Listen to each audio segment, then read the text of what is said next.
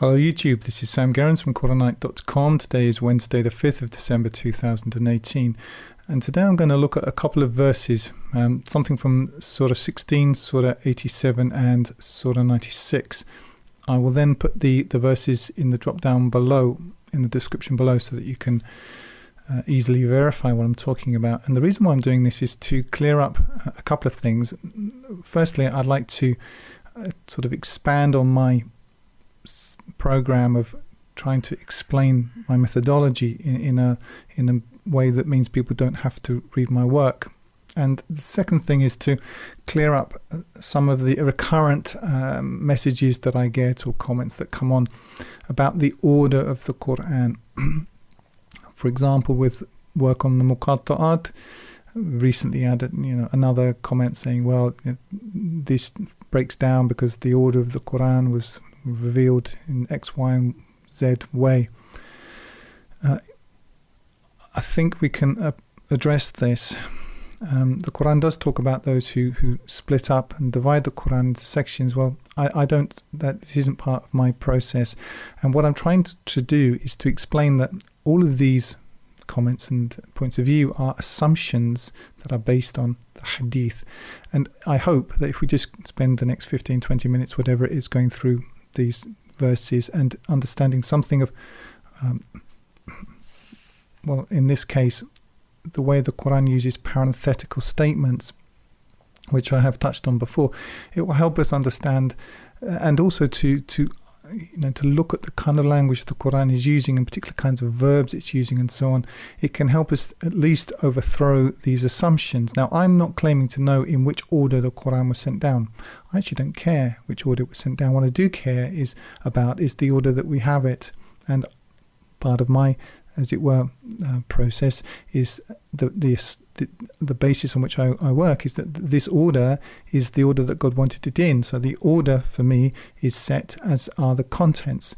So that's the way I approach it, and I hope through going through some of this will help. Now, I've got my own work open in front of me, and I'm going to start with it's 1698. Now, in this, I'm trying to draw your attention to the use of parenthetical statements. Parenthesis is when you've got something in brackets. You say something, then you turn to, you make an aside, you say something else, and then you return to the main narrative. We use this in everyday writing today. It's clear from the Qur'an that it's there. Now, the Qur'an does not use any sort of punctuation and so forth. So we have to divine, we have to intuit where these things happen. So this has been part of what I've done anyway. So starting at 98, sort of 16. And when thou recitest the Qur'an, seek thou refuge in God from the accursed shaitan. Now here I see an open parenthesis, parenthetical statement, verse 99. He has no warrant against those who heed warning and in their Lord place their trust. His warrant is but against those who take him for ally and those who ascribe a partnership to him.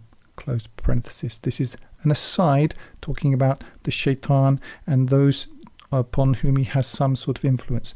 Now let's just go back to what we had at 98. And when thou recitest the Qur'an, seek thou refuge in God from the accursed shaitan. Then we had this parenthetical statement, which in the numbered Qur'an is 99 and 100, and then it reverts back to the original line of argument. And when we change by a proof the place of a proof, and God knows best what he sends down in stages. We'll just stop there for a second. Now I'm going to read my comment here. If one is to believe the Qur'an rather than the stories written down centuries afterwards, which comprise the principal reading of those who claim the banner of religion known as Islam, we find that the Qur'an itself was written down in full at the time of the revelation, and that both the content and the ordering thereof are from God. On that basis, one may reasonably conclude, in fact must conclude, that as new revelation was sent down, the text was added to and sections inserted into the existing corpus until such time as the revelation was complete. This logically is the process alluded to here. The messenger is told here to seek refuge with God at 2 times. When he recites the Qur'an, i.e. when he receives words from God which he repeats aloud, and when those words are placed in writing into the existing corpus. And the surrounding context fully supports this assertion. Now let's go back. We'll start again at verse 98. And when thou recitest the Qur'an, seek thou refuge in God from the accursed shaitan. That's verse 98. Then we have the parenthetical statement about the shaitan, verse 99 and 100, and then it returns. And when we change by a proof the place of a proof. So imagine you've got all the verses written down that have come down in whatever order they came down and been placed by the messenger. He's been told to seek refuge with God at 2 times, when he recites and when we change by a proof the place of a proof. He's now inserting this verse in its correct place in the revelation.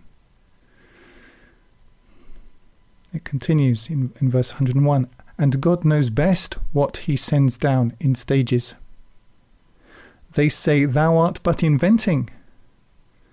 The truth is, most of them know not. Now, why would they say that? Thou art but inventing. It only makes sense because as new revelation was given and added to the corpus, critics of the messenger accused him of fabrication. Okay, so that would be the first part that I'd like to sort of draw your attention to. Compare that with what your mullahs have done with this part, okay, all taken from hadith. Now I'm going to go to 87, surah 87, just bear with me a second, verse 7. Well, I'll start a bit earlier than that. Surah 87, in fact, we'll start at the beginning of the surah. Verse 1, glorify thou the name of thy Lord the Most High, who created and fashioned, and who determined and guided, and who brought forth the pasture, and made it russet brown decay. Now here we have a parenthetical statement.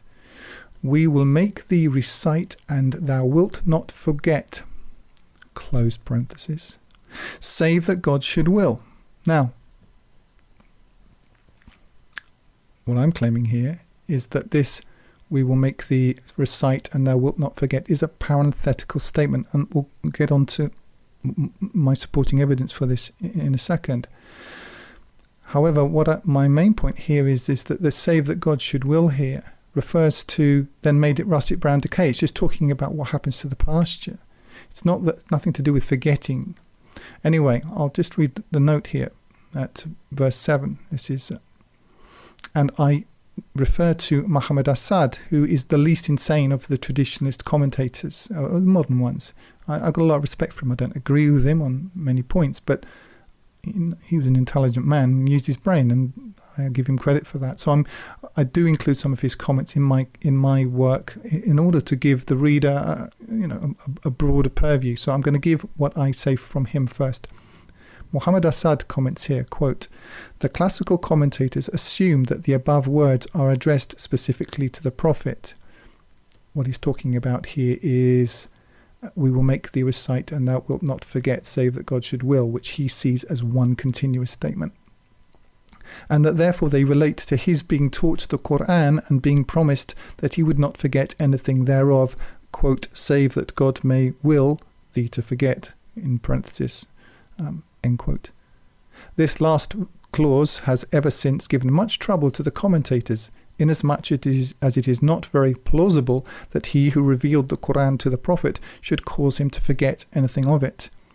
Hence, many unconvincing explanations have been advanced from the very early times down to our own days, the least convincing being that the last refuge of every perplexed Qur'an commentator, the, quote, doctrine of abrogation, i.e. that certain verses replaced other verses.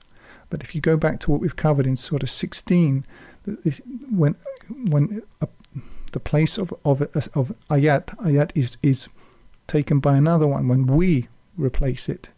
It's just putting in this each new part of the revelation as it came down. That's all he's talking about. To continue with Muhammad Asad's comment, however, the supposed difficulty of interpretation disappears as soon as we allow ourselves to realize that the above passage, though ostensibly addressed to the Prophet, is directed at man in general. End quote. Now, I've included that to give the reader a fair appreciation of what the traditionalist would claim, the least, the more reasoned and amenable to reason traditionalists would claim. I don't agree with it, but I've included it for, I think, for general, education, as it were. Now to my own comment. My own view is that the case is much simpler. And before I get into this, I appreciate what Muhammad Asad is trying to do, but I don't agree with it. I don't think it makes sense. I don't think it is sustainable. I think the case is much simpler. The classical commentators have not understood the Qur'an's use of implicit punctuation. This, certain things are just simply parenthetical statements, i.e. how certain portions of the text cry out that they are asides and should be regarded as parenthetical. Thus, this clause relates to the climax of 82 2 through 5 above. The outline of the stages of growth, as seen at 82 2 through 5, is quite a common one. I'll just quickly go through what it is again. Glorify thou the name of thy Lord the Most High, who created and fashioned and who determined and guided and who brought forth the pasture and then made it russet brown decay. This sort of process, this sort of progression through appeals to the work of God as confirming evidence for his existence. These are commonly found in the Qur'an, and I cite some more examples where you can find such things. See 22:5, 23:14 through 15, 40:67. And the implication in such cases is that the continuance or completion of such growth or progression is contingent upon the will of God, a point which is explicitly stated here. The clause in parenthesis at 87:6 is merely a precursor to the only place in the Qur'an where the Prophet is told personally, i.e. in the second person singular imperative, to recite. I'll get into that in a second. Just go back and finish this point. What I'm saying is that after we've listed, God has listed who created and fashioned, determined, brought forth the pasture, made it russet brown decay, we then have this parenthetical statement about reciting. Let's just leave that to one side for a second. Save that God should will. This is the logical continuance of the appeal to the natural, quote unquote, natural world. That's all it is. And there are other examples of this. All it's doing here is making this point explicitly. Now let's look at verse 6 and why I claim that this is a parenthetical statement. And you can arrive at this quite easily just by looking at the facts of the Quran rather than trying to impose something upon it. And I'm going to get into this now. So, the clause in parenthesis at 87:6, which I'll just read again, we will make thee recite, and thou wilt not forget. Okay? Which has caused people so much trouble. Is merely a precursor to the only place in the Quran where the Prophet is told personally, i.e. in the second person singular imperative, to recite Iqra, which occurs at chapter 96. So think about that. This is the only usage of this verb to make someone recite in the Quran, and at chapter 96. It's the only instance in the Quran where the Prophet is told individually to recite. The traditionalist claims that chapter 96 is the first verse or the first surah ever to be revealed. How logical is that, if you think about it? And we will make thee recite, and thou wilt not forget. there is no other instance in the Quran where the Prophet, he's told many times, "Qul," say, but never, he's only once told, recite, only once. On the basis of the hadith, this extraneous literature written down hundreds of years later, and etc., etc., they claim that that Surah 96, which I'll get to in a moment, was the first surah ever revealed. Iqra, Iqra, read, recite. And yet here we have Quranic evidence that that cannot be the case. We will make thee recite. How can the Quran be talking about a future event if that is the first verse? Well, all I'm trying to do is say that we need to come to the Quran with an engaged brain, and that appealing to extraneous sources to bolster a pre-existing set of conclusions and then trying to apply those to the Quran is not the right methodology.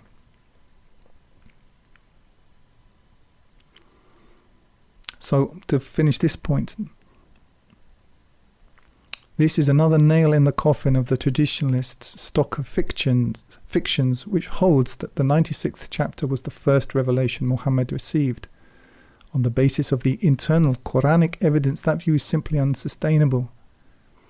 The instance of the form 4 of the same verb, which means to make recite, is found here at 87.6, is the only one in the text. So it's the only place in the Quran where this verb exists. We will make thee recite. And then the only instance in the Quran where the recipient of the Quran is told to recite. Logically, this must have come before that. I mean, it's just... well, I'll leave you to think about that. Surah 96.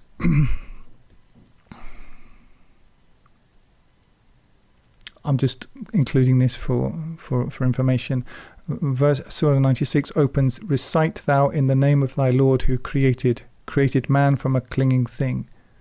Recite thou, and thy Lord is the most noble, who taught by the pen, taught man what he knew not. No, indeed," etc. So this Iqra, it's here, verse 1, verse 3. This verb applied to the messenger occurs in no other surah. So, and yet the traditionalist claims that this was the first surah ever received. So what I'm trying to say is that, from my perspective, the way I understand the Quran is that I don't actually care which order things were sent down, but I don't accept that Surah 96 was the first surah on the basis of the internal evidence. It's just another reason why I don't believe the hadith. And what I wanted to demonstrate was how the legion problems the traditionalist has made for himself by importing this external literature, many of them are resolved very simply once you understand the process of parenthetical statements. And rather than adding extra stuff, once you just realize that this is an aside, you're talking da-da-da-da-da, and this is the other point, and then coming back to the main point, then the second point, and come back to the main point. That's all it is. It doesn't require all this injection of things from another literature. Anyway, I'll leave that for your consideration, and I hope that you found that interesting. That's all for now. If you're listening on YouTube, you can download my full translation of the Qur'an free using the button on the top right hand corner, or buy the hard copy there at 10% less than on Amazon. I also encourage you to sign up for the Qur'anic Plus newsletter on the site to get occasional micro updates. You can download the audio from my YouTube videos to your mobile device using the links in the drop down below. I recommend meetquranites.com to connect with other Quran alone believers. Like if you like, comment if you have something constructive to say, and subscribe to get more each week. And use the link in the drop down below to donate if you would like to help me keep doing this.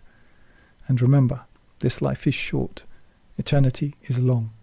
If you want good trees, plant good seeds.